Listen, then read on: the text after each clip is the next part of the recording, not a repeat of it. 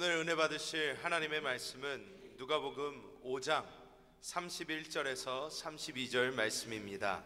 신약성경 997페이지입니다. 다 같이 합독하시겠습니다. 예수께서 대답하여 이르시되 건강한 자에게는 의사가 쓸데없고 병든 자에게라야 쓸데있나니 내가 의인을 부르러 온 것이 아니요 죄인을 불러 회개시키러 왔노라. 아멘. 저는 오늘 누가복음 5장 31절에서 32절 말씀을 가지고 우리를 회복시키시는 하나님이란 제목으로 말씀을 나누겠습니다.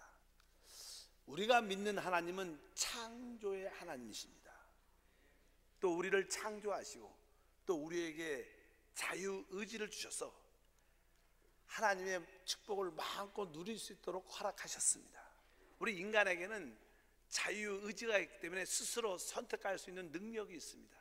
그런데 사람은 미혹을 받고 마귀의 미혹에 사람은 죄를 짓고 하나님 말씀에 불순종하고 결국 하나님을 떠나고 하나님을 잃어버리게 됐습니다. 그래서 하나님이 처음에 우리에게 주신 모든 축복을 상실하게 됩니다.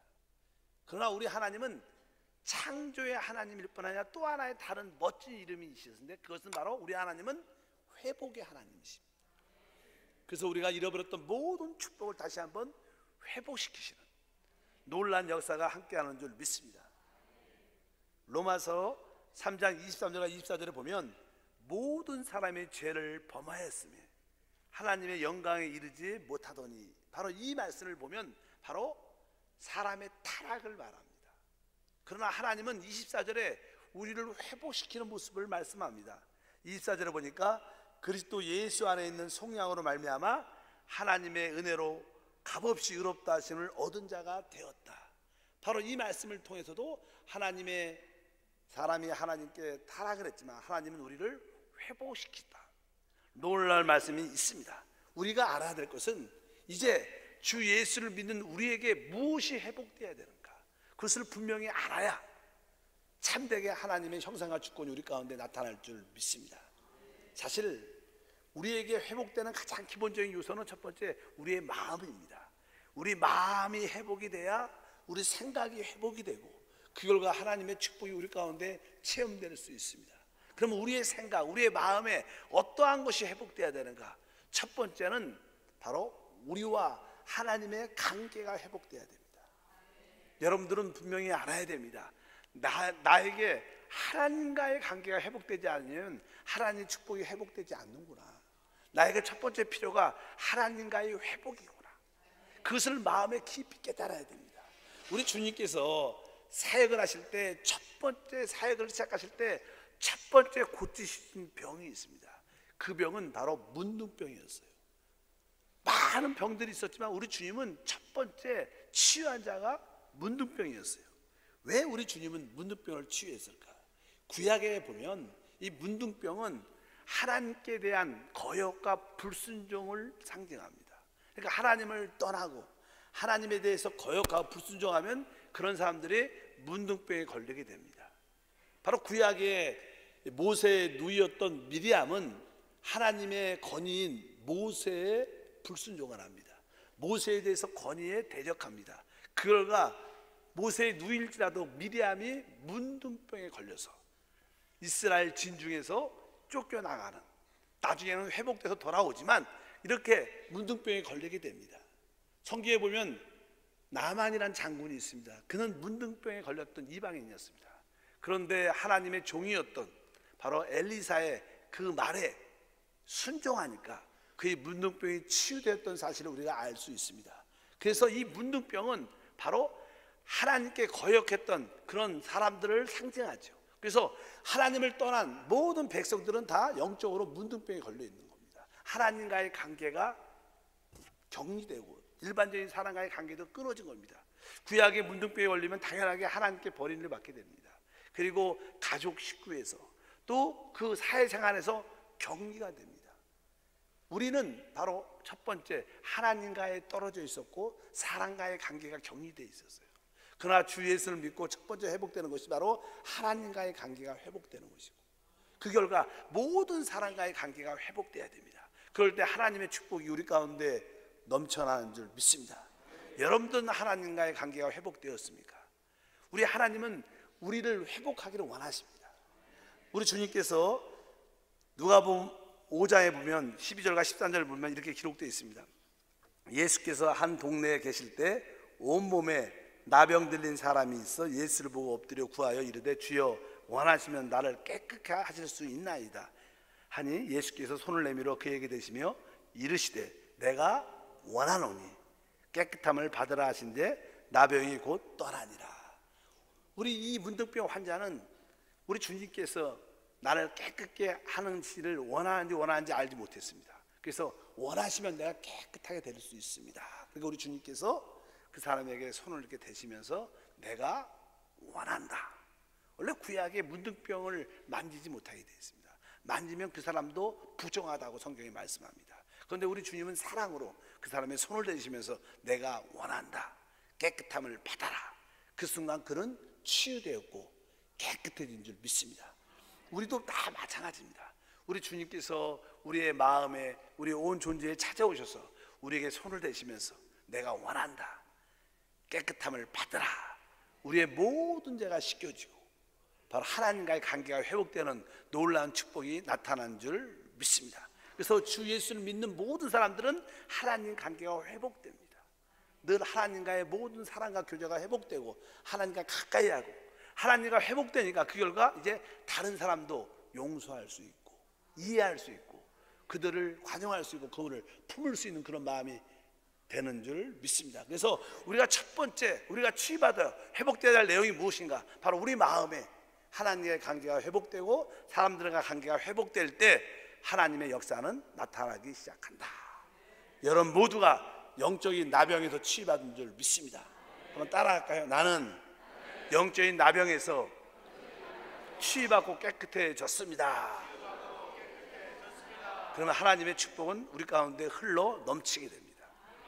두 번째 우리가 치유되고 회복될 것은 바로 우리 자존감이 회복돼야 됩니다. 원래 사람은 하나님의 형상과 모양대로 창조됐죠. 아주 놀랍게 귀하게 창조됐습니다. 그래서 이 자존감이 원래 있는 하나님의 형상을 가진 사람들은 당연하게 하나님을 사랑하게 됩니다. 그리고 하나님을 귀하고 하나님을 존경하는 그런 마음을 당연하게 갖게 됩니다. 그러면서 자기 자신도 아주 귀하게 여기는 거예요. 야, 내가 이런 존재로 창조됐구나. 나는 하나님 안에서 귀한 사랑받는 사람이야. 내가 귀하고 내가 사랑받으니까 다른 사람도 귀하게 느껴지고 사랑할 수밖에 없고 그들을 다른 사람을 존경하고 따르게 되는 겁니다. 그래서 모든 관계가 회복되는 것입니다. 그런데 사람은 죄를 지고 타락함으로 말미암아 자신이 무너지게 됩니다. 또 자존감이 상실하게 되죠. 자존감이 상실했던 사람들의 두 가지 특징이 있죠. 하나는 자존감이 상실하면 사람이 교만해집니다. 교만해져서 다른 사람들을 무시하고 대적하고 우습게 봐요. 오직 자기만 잘났다고 생각합니다. 잘못된 생각들이죠. 그것도 하나의 자존감 상실의 모습들입니다. 그뿐만 아니라 자존감을 상실한 사람들은 너무나 자기를 낮춥니다. 아, 나 같은 사람, 나는 안 돼, 나는 부족해, 나는 축복받지 못해, 이런 자기를 비하하면서 절망적인 삶을 사는 겁니다. 이것이 하나님 앞에 합당치 않은 것입니다. 우리 하나님은 죄로 말미암아 자존감을 상실한 모든 사람들을 회복하기를 원하십니다. 하나님과의 관계도 회복되고 우리는 우리 자신과의 관계도 회복돼야 될 줄 믿습니다. 여러분 모두가 회복되길 주님으로 축복합니다. 그래서 여러분들도 이제 나는 하나님의 형상을 가진 아주 귀한 존재야. 그러니까 다른 사람도 어떻게 귀하게 느껴지는 거예요. 요즘의 시대는요, 다른 사람들의 생명을 귀하게 여기지 않습니다. 그냥 묻지마 살인, 다른 사람을 귀하게 여기지 않고 다른 사람들의 폭행, 간음, 아주 좋지 않은 일들을 막 해도 죄의식이 없어요. 왜? 자기를 귀하게 여기지 않으니까 다른 사람의 생명도 귀하게 여기지 않는 거예요. 그것이 얼마나 무서운 것인가를 우리가 알아야 됩니다. 성경에 보면 우리 주님께서는 마태라는 레위를 주님의 제자로 삼는 그런 말씀이 기록되어 있습니다. 우리 마태복음을 쓴 레위라는 그 사람은 원래 세관장이었어요. 세리. 그 당시만 해도요, 그 이스라엘 유대인들은 로마 정부의 지배를 받고 있었어요. 속국이었어요. 그래서 이제 이 레위라는 이 마태는 그 로마 정부를 위해서 세금을 이스라엘 백성들에게 얻는 자였어요. 우리로 말하면 우리 친일파 이런 스타일 이야기예요. 그러니까 많은 국민들이 그 사람을 싫어하죠. 싫어해. 의도적으로 싫어합니다. 멸시하고 천대하고, 저 사람은 노마 정분리에서 일하는 사람이야. 나쁜 놈이야. 아주 우리의 등을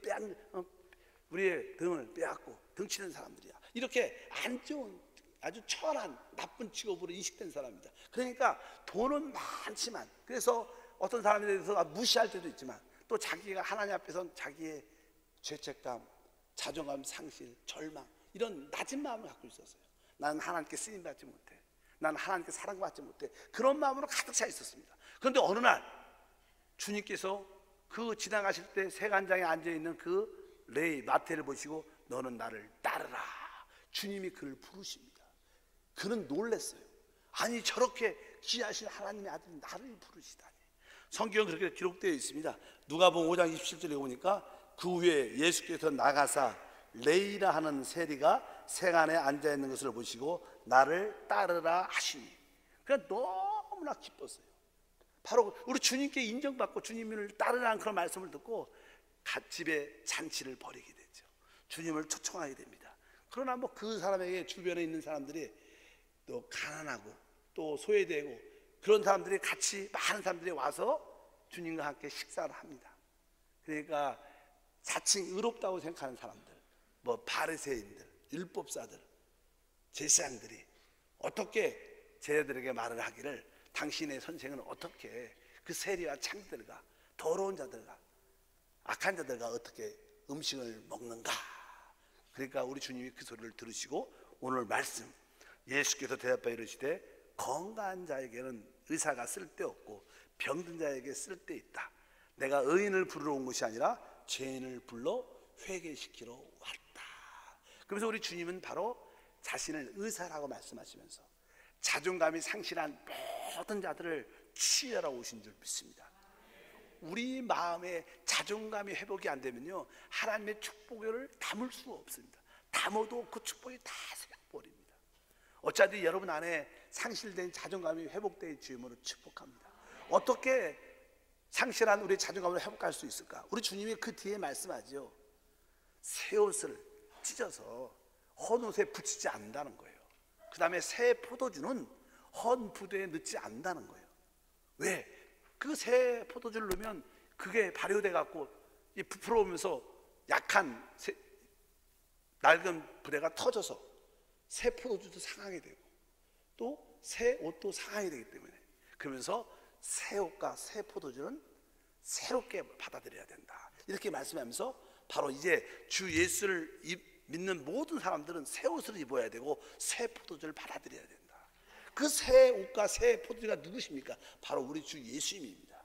이제 자존감이 상실된 우리들은 이제 주 예수를 믿고 예수님을 나의 새 옷으로 입어야 되고, 이 포도주는 마시고 내적으로 기쁨이 충만해지는 겁니다. 여러분들은 내적으로 예수의 기쁨으로 충만해져야 자존감이 회복되는 것입니다. 맞다, 예수님이 나의 의가 되시고 예수님이 나의 기쁨이 되실 때 바로 우리는 자존감이 회복되면서, 맞아, 내게 능력 주신 자 안에서 내가 모든 것을 할 수 있어, 그런 담대한 믿음을 갖게 되는 줄 믿습니다. 그럴 때 하나님이 우리에게 처음에 주신 하나님의 형상이 회복되는 겁니다. 여러분 모두가 예수님을 새 옷으로 여러분의 의로 있기를 축복합니다. 또 예수님을 새 포도주로 여러분의 기쁨으로 내적으로 충만하기를 축복합니다. 그럴 때 우리는 잃어버렸던 자존감을 회복하고 우리의 신분에 놀라운 축복을 갖게 되는 줄 믿습니다. 여러분, 구원받은 사람들에게는 네 가지 신분이 있어요. 네 가지 신분. 우리 조영기 목사님께서 옛날에는 이 말씀을 많이 하셨습니다. 우리에게 오중보응과 삼중 축복, 그 다음에 4차원의 영성도 많이 하셨지만 우리에게는 사중 신분이 있다. 그 사중 신분의 내용이 베드로전서 2장 9절에 기록되어 있습니다. 다 같이 합독하면, 그러나 너희는 택하신 족속이다. 이렇게 택하신, 하나님이 여러분을 택했다는 거예요. 하나님이 여러분과 저를 선택했다는 거예요. 하나님 택했으면 누가 뭐라 할 수 없습니다. 아, 내가 하나님께 택함을 받은 자구나. 두 번째 보니까 왕 같은 제사장들이다. 이것이 우리의 신분입니다. 나는 하나님의 택함 받은 자고, 나는 왕이요 제사장이고, 뒤에 보니까 거룩한 나라. 바로 우리 안에 하나님이 계시다는 거예요. 하나님의 통치와 다스림이 있다는 거예요. 바로 우리는 하나님의 거룩한 나라고, 뒤에 보니까 그의 소유가 된 백성. 소유한다는 것은 보물이라는 거, 보물. 우리가 어떤 것을 귀하게 소유했다는 건 뭐예요? 아주 귀하고 보물 같으니까 그것을 소유하게 되죠. 그러니까 우리 하나님 볼 때 우리는 가장 값비싼 보석인 줄 믿습니다. 그래서 하나님이 우리를 소유했다는 거예요. 그러니까 우리는 네 가지 신분이 있어요. 바로 나는 하나님께 택함 받은 족속이고, 나는 왕 같은 제사장이고, 하나님의 나라고, 하나님의 귀한 보석이라는 거예요. 하나님의 소유된 자라는 거예요. 그것이 우리의 신분이고, 이것이 회복될 때 우리가 그동안 잃어버렸던 자존감이 다 회복되고, 우리 마음이 이렇게 회복이 딱 되면 생명의 근원이 흘러나와서 영혼이 잘 되고 범사가 잘 되고 강건한 축복이 함께 할 줄 믿습니다. 두 번째로 우리 하나님은 무엇을 회복하느냐? 바로 자존감 상실된 우리를 회복시켜 주시는 일을 하신다. 바로 하나님 여러분을 부르신 겁니다. 마태처럼 여러분을 부르셨어요. 나를 따르라. 너희는 바로 나의 아들이요, 나의 자녀요, 내 제자다. 이렇게 말씀하시는 줄 믿습니다. 세 번째로 우리 주님은요, 어떠한 종교와 예배의 잘못된 생각에서 우리를 회복하십니다. 실제로 사람들은요, 영적인 존재죠. 영을 가지고 있기 때문에 항상 어떤 경배의 대상을 늘 찾고 있습니다. 사람들은 그 사람들이 배운 사람이든 배우지 않은 사람이든 뭐 어떤 흑인이든 백인이든 모든 인종을 뛰어넘어서 사람이라면 무엇인가를 섬기려고 경배하려는 그런 마음들이 다 있어요. 그렇기 때문에 사람은 종교를 다 갖고 있습니다. 뭐 안 믿는 사람들도 자기 자신이 종교지요. 자기를 믿으니까. 근데 종교라는 데 생각이 우리가 잘못된 것이 많습니다. 원래 종교는 결국 그것이 우리에게 무거운 짐이 됩니다. 그 성경에 수고하고 무거운 짐자란 다 내게로 오라. 거기선 실제로 성경에서 말하는 수고하고 무거운 짐은요, 종교의 무거운 짐을. 내가 하나님한테 복을 받아야 되는데, 내가 하나님을 잘 믿지 않으면 내가 심판받고 정죄받는데, 이런 두려움 때문에 어쩔 수 없이 하나님께 끌려다니는 사람들이 있습니다. 종교에 끌려다니는 사람들, 너무나 무거운 짐을 사는 거예요. 하나님을 잘 믿어야 하는데 그렇게 되지 못하는 우리 자신에게 절망을 느끼는 사람들이 많습니다. 그런 자들이 다 주님께서 내게 오라고 말씀하십니다. 세상에서 종교에 몇 가지가 있죠. 알다시피 그냥 불교 같은 경우에는요, 108배라고 있습니다. 인간의 중생에는 108가지의 번뇌가 있기 때문에 절을 한 번 할 때마다 그 모든 번뇌를 내려놔야 된다는 거예요. 내려는 불교는 절을 많이 하죠. 절을 끊임없이 합니다. 그 뭐 몸이 좀 약하고 관절이 약한 사람은 그런 걸 해낼 수가 있잖아요.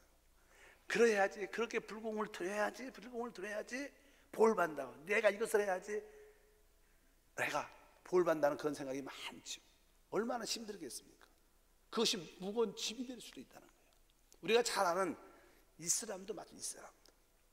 여러분, 이슬람 종교에는요 5가지 의무가 있어요. 그들이 이슬람 신자가 되려면 5가지를 지켜야 된다는 거예요.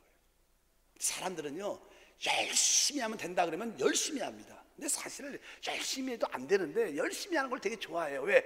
혹시 나는 될지 모른다는 그 생각이 들어요. 그래서 이슬람에 지금 많은 교세가 확장되는 이유는 그 열심을 강조하기 때문에 그래요. 첫 번째 뭐냐면, 그들은 맨날 그들의 신앙 고백은 딱 이겁니다.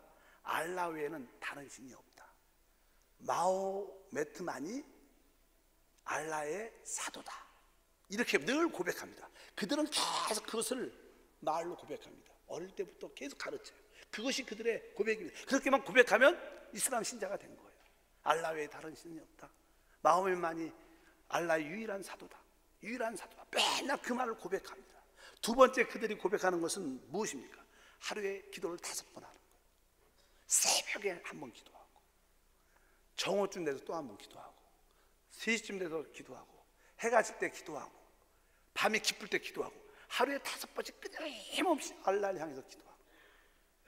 그것을 안 하면 알라에게 구원이 없다. 알라가 구원을 주지 않는다. 그냥 그들은 행위로 열정적인 마음을 하다. 어디를 가다가도 시간이 딱 되면 그냥 돗자리 가다 놓고 앉아서 또 이렇게 그냥 그 종교적인 그런 행위가 많죠. 그들이 말을 안 해서 그렇죠. 마음의 고통과 부담이 얼마나 많은지 모릅니다. 그래서 여러분들이 알아야 돼요. 안 하면 죽을 것 같고 볼 못 받을 것 같으니까. 그러면 또 라마단이죠. 라마단. 라마단 다른 게 아니라 뭐 이슬람 달력으로 9월달 9번째 달엔 금식을 하는 거, 아침부터 저녁까지. 뭐 이 비하하는 것이 아니라 그들이 아침부터 저녁까지는 이렇게 잘 굶다가 오후만 되면 얼마나 많이 먹는지 내가 그냥 그렇게 한 달 동안 그렇게 보냅니다. 두려워서 아침부터 저녁까지 나름대로 금식하는 그런 모습도 있어요. 그리고 그들은 구제가 있어요. 구제. 우리 같으면 11조죠. 그들은 그것을 필요해야 돼요. 여러분, 이슬람 세력이 확장되는 이유 중에 하나는요, 그들에게는 자금력이 있죠. 자금력. 왜? 그들은 구원받으려면 필히 11조 같은 걸 해야 돼요. 그러니까 세계에서 내가 카자흐스탄에 있었을 때 공산주의에 지배받을 때는요, 그 모스크, 매체시 모스크가 별로 없었어요. 몇 개 없었어요. 옛날에 전통적으로 세워진 몇 개, 아주 낡은 몇 개 없었는데, 나라가 독립하면서 우리가 말하는 구마다 하나씩 막 생기면서 얼마나 지금은 많은지 모릅니다. 이번에 단기 선교 갔다 온 사람도 가는 곳곳마다 그들의 기도 소리가 들리는데, 동네마다 그 모스크가 하나씩 생깁니다. 왜 이렇게 생기는가? 나라에서 져주는 것도 아닌데. 그 이슬람 사람들의 하나의 소망이 뭐냐면요, 우리 가정에서, 우리 가문에서 조그만 이런, 우리로 말하면 교회, 성전을, 모스크를 하나 짓는 게 그들의 최고의 영광이라 생각해요. 왜? 그들은 무조건 구제를 해야 돼요. 그 11조 같은 걸 내야 돼요. 그러니까 그것을 모아서 조그만 모스크라도 하나 지으면 그것이 가문의 축복이 될 것이다. 그래갖고 곳곳마다 그런 행위를 얼마나 많이 가는지 모릅니다. 또 그들에게는 이제는 뭐 하지라 그러죠. 하지. 1년에 그 메카를 향해서 꼭 성지순례를 하는 그런 것들이 있는데, 그런 것을 의무적으로, 그래서 그들이 즐거워서 하는 것도 있지만 어떤 사람들은, 대부분 사람들은 어쩔 수 없이 이거 안 하면 구원을 받지 못하니까 그런 고통과 어려움이 참 많습니다. 우리가 지금 말하고 싶은 것은 뭐 불교도 아니고 사실 이슬람도 아니지만, 제가 말하고 싶은 것은 유대교입니다. 유대교. 하나님은 그들에게 율법을 주셨어요. 근데 그들은 율법을 통해서 종교를 만드는 거예요. 그러면서 그들은 안식일 제도를 만들었죠. 모든 사람들은 안식일을 지켜야 된다는 거예요.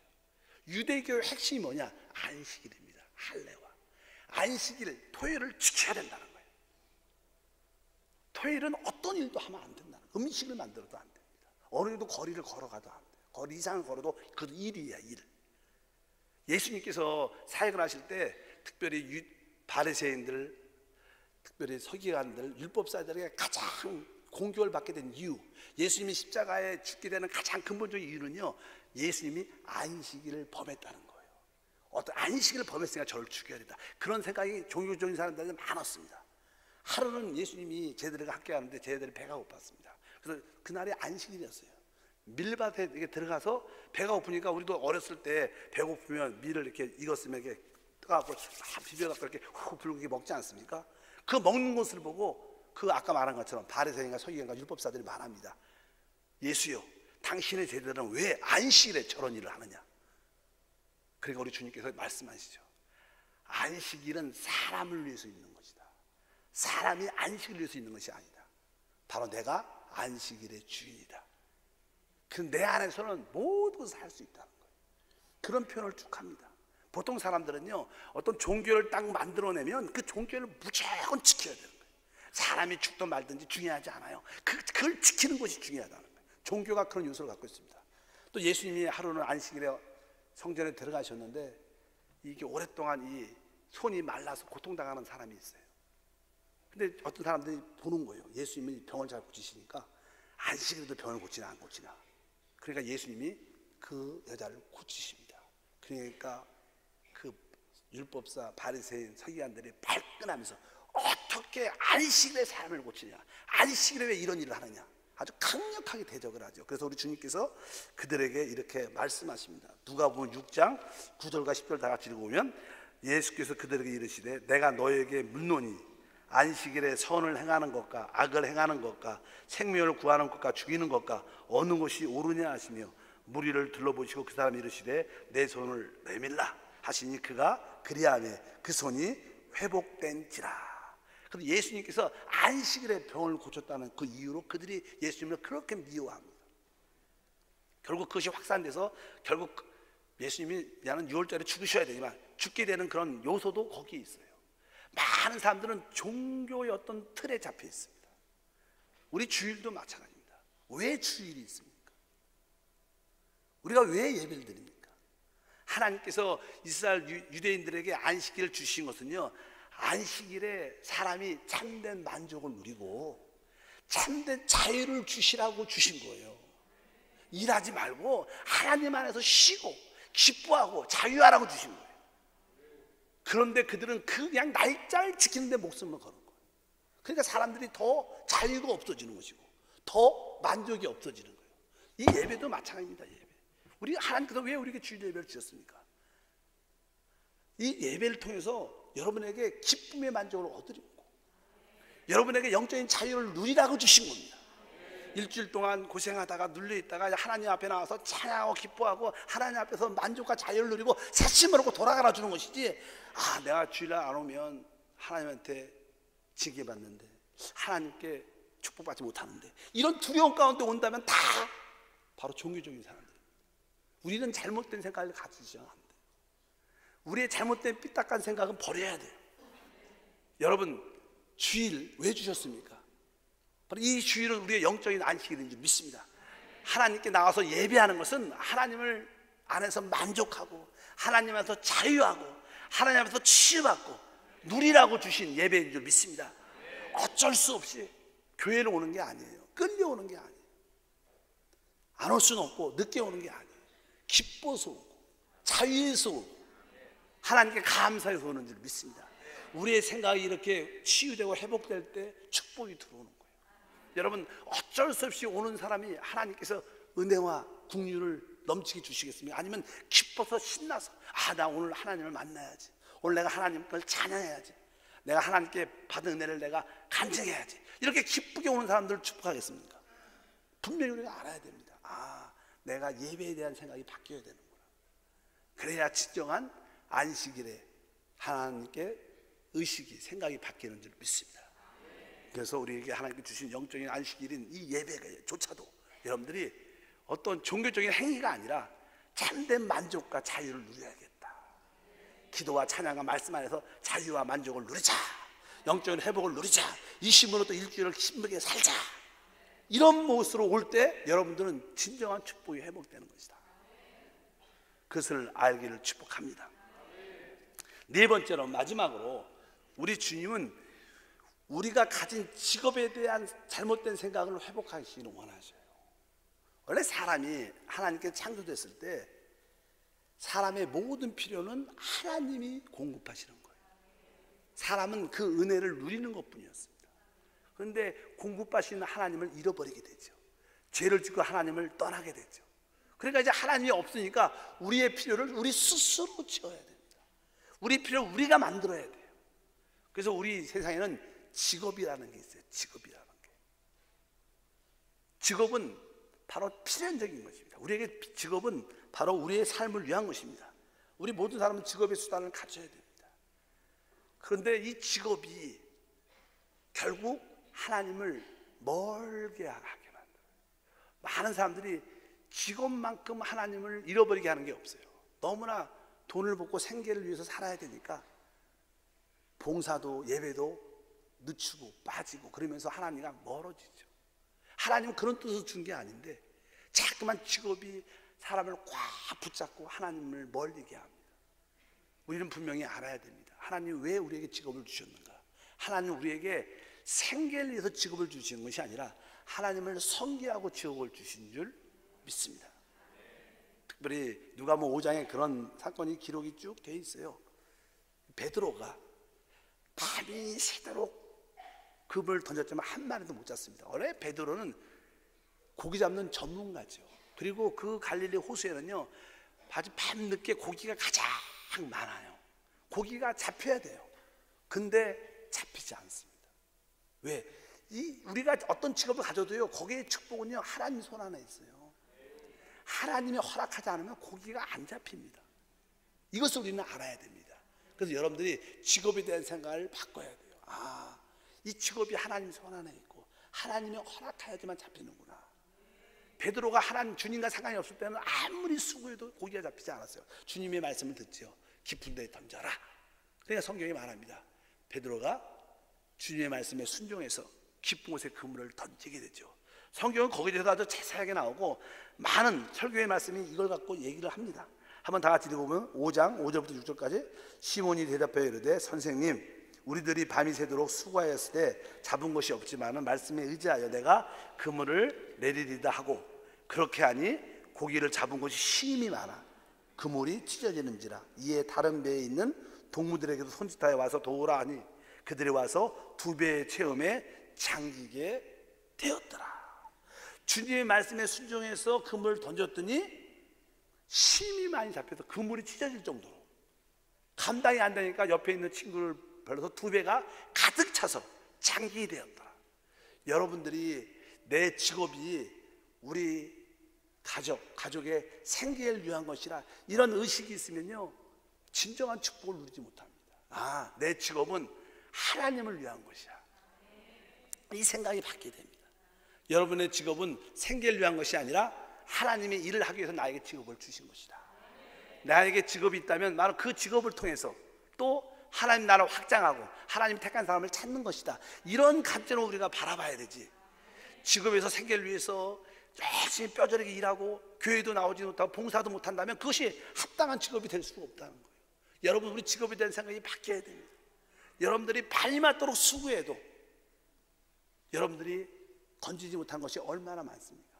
그러나 여러분들이 하나님의 은혜 가운데 있다면 작게 수고하도 넘치는 역사가 있다는 것을 기억하셔야 돼요. 그래서 여러분의 직업은 맞다, 생계를 위한 것이 아니다. 나는 이 직업은 하나님을 위한 것이다.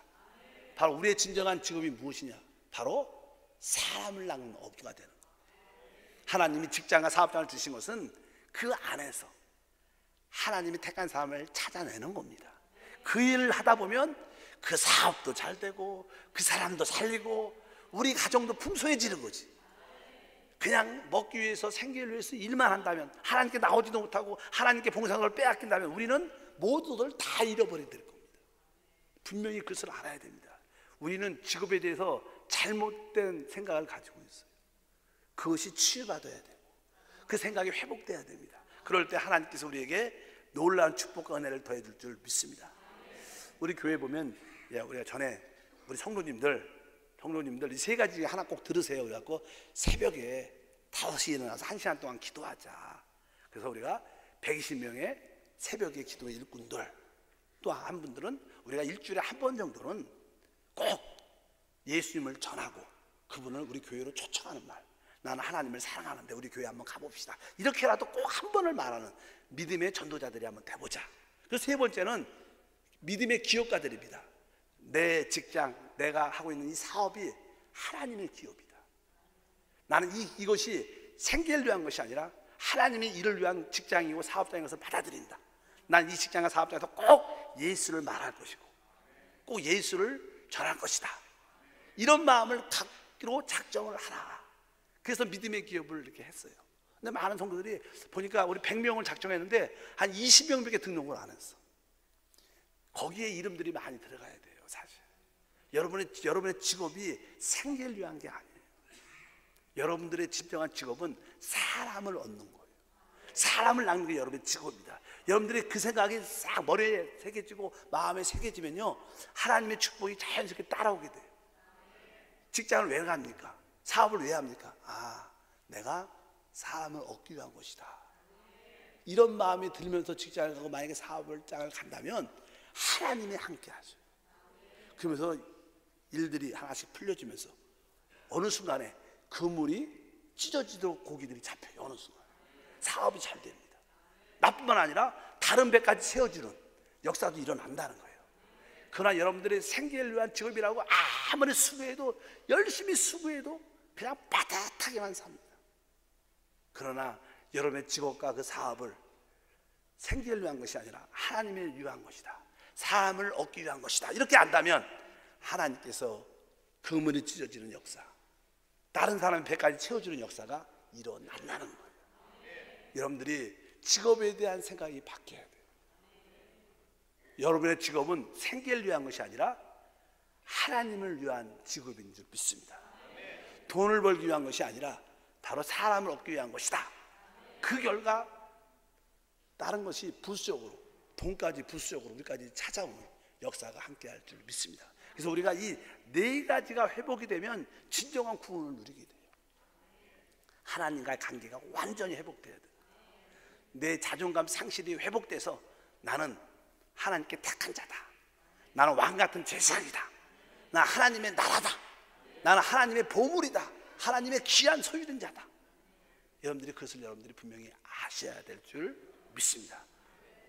그리고 여러분들이 오늘 말씀한 것처럼 직업에 대한 그런 생각도 한번 바뀌어보고 많은 사람을 살리는 그런 은혜와 축복이 함께하길 주님으로 축복합니다. 아까 말씀드린 것처럼 우리가 하나님께 예배하는 것도 바로 여러분들이 만족과 자유함을 얻으러 오는 것이지 어쩔 수 없이 오는 게 아니에요. 그 종교입니다. 거기에는 은혜가 있지 않아요. 거기 축복이 있지 않아요. 맞아. 내가 교회 오는 것은 하나님 안에서 만족하고 누리고 자유하고 축복 능력을 체험하기 위한 거야. 교회 오는 것도 신나는 거야. 축복받는 거야. 여러분들이 최고의 축복의 장소가 교회인 줄 믿습니다. 그런 마음으로 여러분들 교회로 와야 돼요. 그래야 그것이 하나님께서 기뻐하는 것이고 그것이 영적인 안식일을 지키는 주의를 지키는 진정한 의미가 되는 줄 믿습니다. 여러분 모두가 이것이 회복되기를 축복합니다. 하나님 아버지 감사합니다.